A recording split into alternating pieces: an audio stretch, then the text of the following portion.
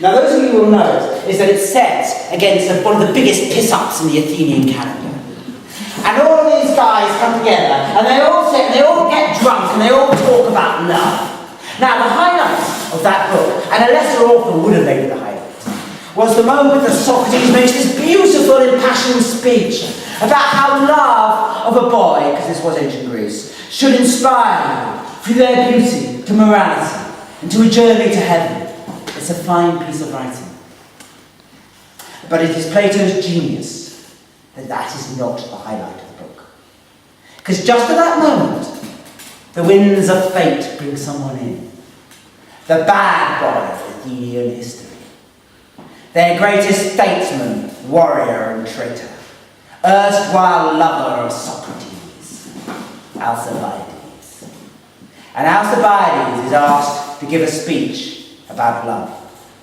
And I love this speech because in it Alcibiades is asking some really difficult questions. After all, it's all very well Socrates talking highly about Platonic ideal and loving someone so that you can go to heaven.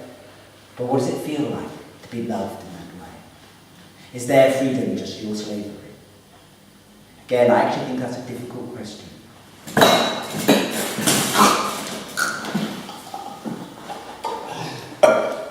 So, you want me to talk about love, do you? That's going to be difficult when you're as drunk as I am. And all your thoughts coming out. Do you mind if I'm lewd? You? You want me to talk about love with that green-eyed monster in the room? If I do anything other than praise him, he'll go pop with jealousy. Then how do you praise a man as strange as him? Watch. Huh? There's only one thing for it. Socrates, my love, can you hear me? Yes. I'm going to tell the truth about you and me. Will you like that? Well, the truth is always good. The truth. The truth. And here's how I'm going to do it. I'm going to start telling you a story with a phrase. Socrates most reminds me of. Socrates most reminds me of a satyr.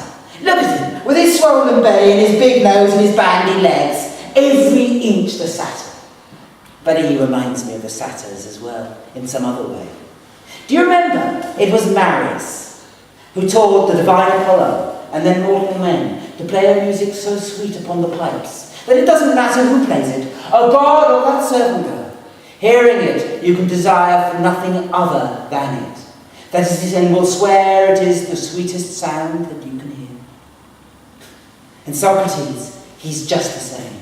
But the pipes he plays are in your minds. He can teach you an argument so powerful, so convincing, that hearing it, you have to recognize it as the truth. You have to agree. And it can be met, and no matter who makes the argument. I suppose in his way, he is the mightiest orator that has ever been. Perhaps that ever could be. I mean, I sat at the foot of Pericles. I talked to Themistocles before he died. And their arguments were powerful. But they were nothing on this man. Nothing. And more than that, their arguments could be made by them alone.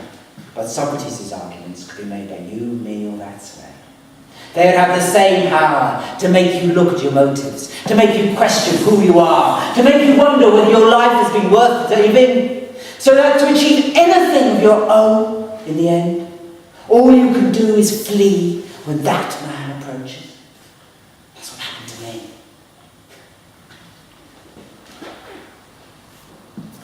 I haven't finished yet. You see, Socrates most reminds me of something else too.